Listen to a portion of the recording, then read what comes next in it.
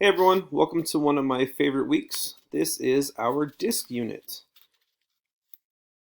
Now we're going to start off today with our state standards. So like normal, go ahead and pause the video and take a look at these state standards that would apply to your grade. So the history of discs slash frisbees, we will use these terms interchangeably. Disc is mainly just the standard use of the term. Frisbee is a company. So it's like saying hand me a Kleenex when really you just want a bath tissue. So they can be used interchangeably. I like to just refer to them as discs. It was hard to say, just to kind of keep the confusion down. But I'm fine using either term. The first discs were created in 1948 by a man named Walter Morrison. He and his wife were throwing a popcorn can lid to each other. Now I picture this popcorn can being that container that we all know about. It can maybe be around Christmas time or something else where we'll have like three different flavors of popcorn: the caramel, the butter, the cheddar. If you remember, those can lids can pop off, and if you hold them, they kind of feel like a modern day frisbee. So that's what I envisioned this being, where him and his wife were just in the house, and they had this thing, and maybe she said, toss me the popcorn. He thought it was funny. He tossed her the lid, and they're like, whoa, that thing flies kind of cool. And that's kind of how the game was created. In 1957, the first plastic frisbee was created by a company named Wham-O. And then really how, the game or the sport or whatever, the activity of tossing a disc became famous in two places that are still probably the two most common places where you'll see a disc being thrown.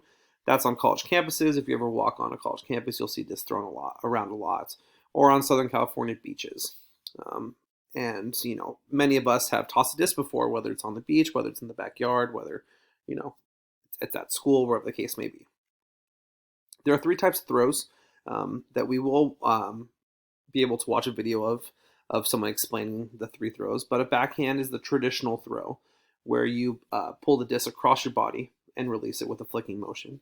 A forehand has the same general movement pattern of trying to skip a rock on a lake.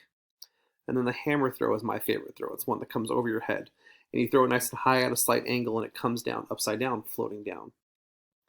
Um, there are many different game variations when it comes to tossing a disc.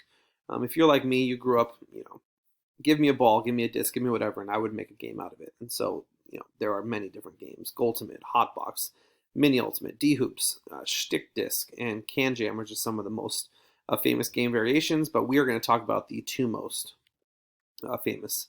And the first, probably most famous game is Ultimate Frisbee. Ultimate Frisbee, at its purest form, has many similarities to football or soccer, where a team is trying to score into the scoring area or the end zone.